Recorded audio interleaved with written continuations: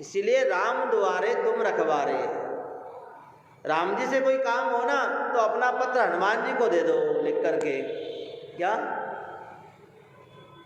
उनसे तालमेल बिठा लो। द्वारपाल से तालमेल हो जाएगा ना तो फिर मालिक से अपने आप मिलना हो जाएगा, मालिक तक हमारी अर्जी अपने आप पहुंच जाएगी। हम सीधा मालिक से संपर्क करना चाह रहे हैं पर मालिक से सीधा संपर्क नहीं हो सकता, कोई माध्यम तो चाहिए ना। इसीलिए आज तुलसी बाबा ने विनय पत्रिका लिखी।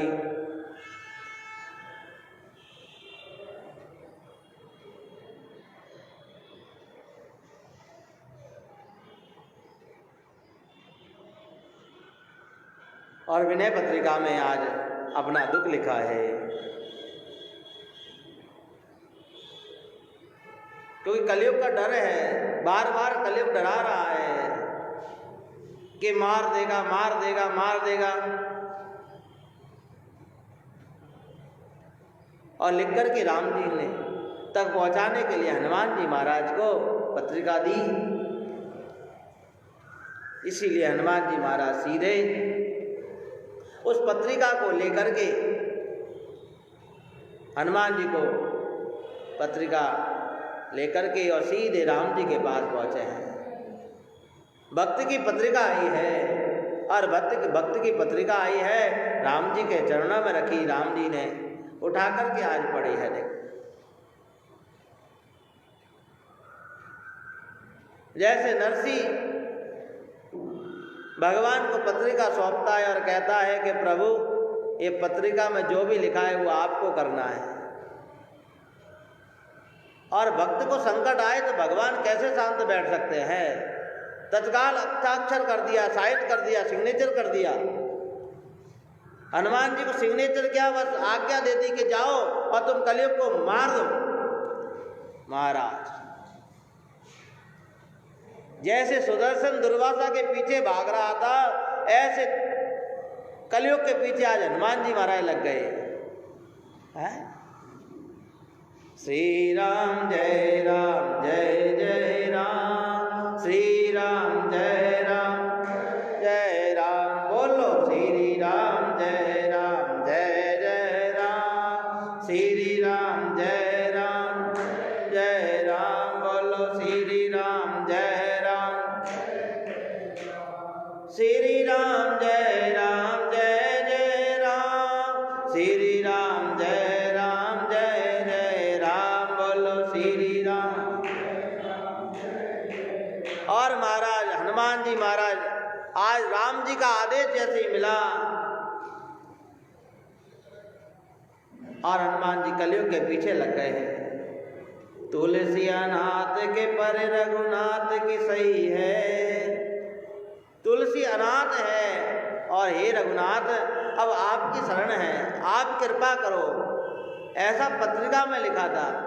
और हम लोग तो भगवान के सामने जाकर के भी कहते हैं मैं सब कुछ हूँ, भगवान के सामने जाकर कहते हैं मैं ये कर दूंगा वो कर दूंगा।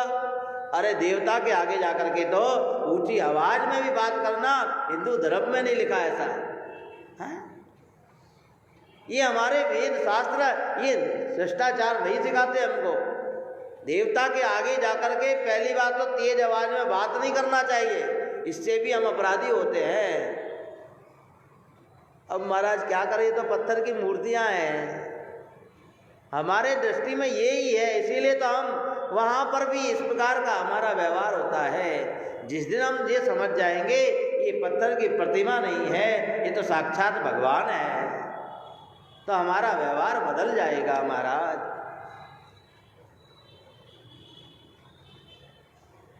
किसी भी प्रकार की चर्चा हम देवस्थान में बैठ करके करते रहते हैं तो फिर हम अपराध के भागी हैं, ये ध्यान रखो।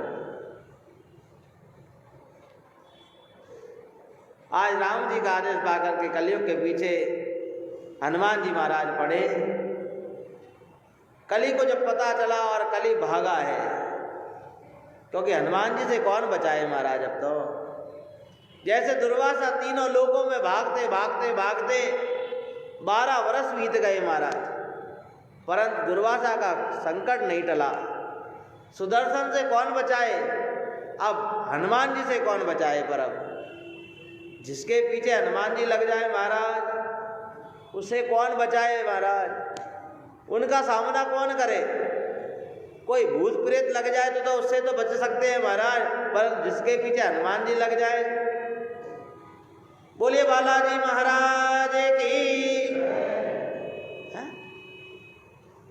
कभी कभार हम जाते हैं ना, हनुमान जी के बंदे पुजारी जी से कहते हैं कि हमको भूत प्रेत लग गए हैं, आप कुछ करो, तो वहां तो जाने से ही वो छूट जाते हैं। पर जिसके पीछे स्वयं महाबली लग गए हों, वो कहाँ जाएगा।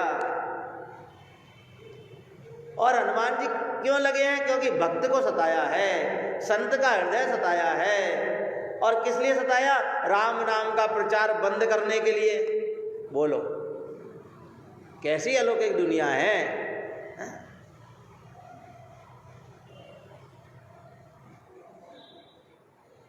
अभी देखो मार्च महीने से लेकर के, और फिर मार्च महीना आ गया और पूरे विश्व के अंदर सब वस्तुएं थम गई थी।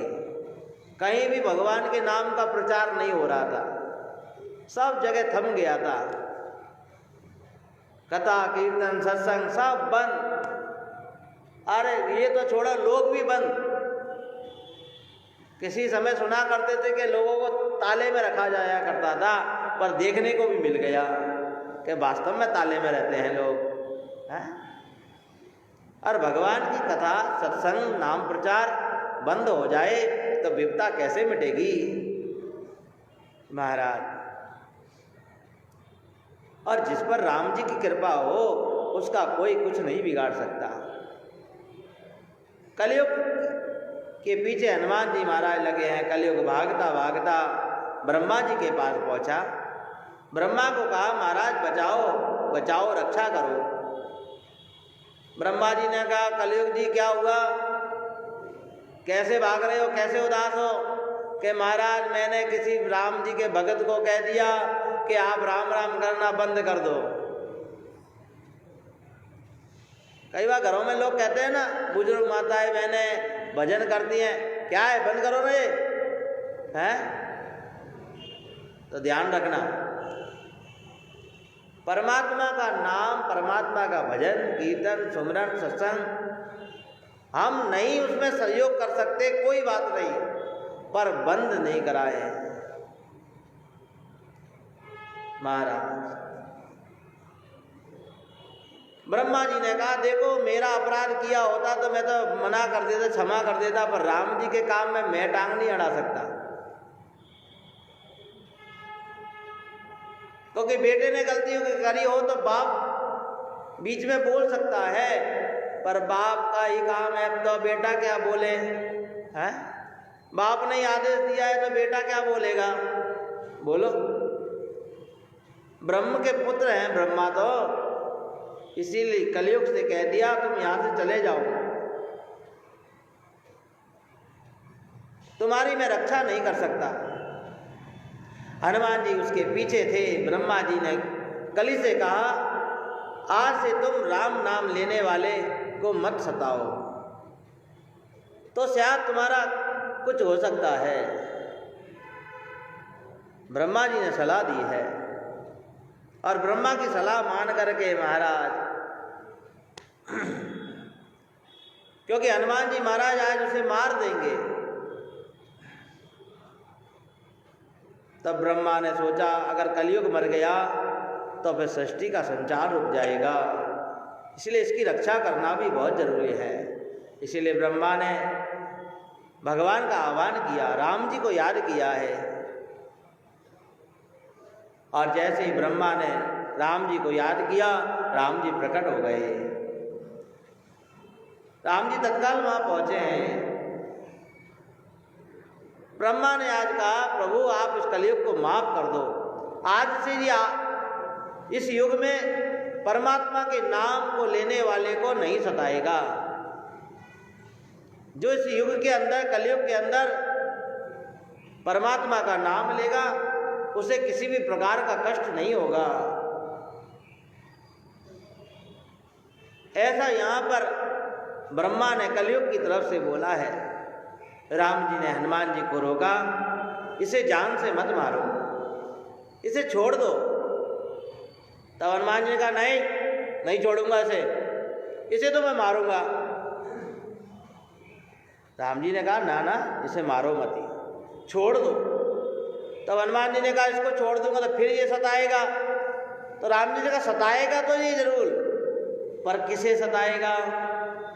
जो पापी होगा, अत्याचारी होगा, झूठ कपट छल में डूबा होगा, उसके लिए इसे छोड़ दो। आज से ये उसी को जाकर के सताएगा, क्योंकि इस कलयुग के अंदर तो कलयुग केवल नाम आधारा, कलयुग केवल नाम आधारा, सुमेर सुमेर उतरई नर पारा, सुमेर सुमेर नर उतरई पारा। श्री राम जय जय राम, श्री राम जय जय राम, श्री राम जय जय राम, श्री राम जय जय राम। बोलो श्री राम जय राम, बोलो श्री राम जय राम। हम श्री राम जय जय राम, श्री राम जय जय राम, श्री राम जय जय राम। इसीलिए राम जी ने आदेश कर दिया इस कलयुग को मारो नहीं, क्योंकि इस कलयुग में परमात्मा को प्राप्त करने की भी विधि बताई है।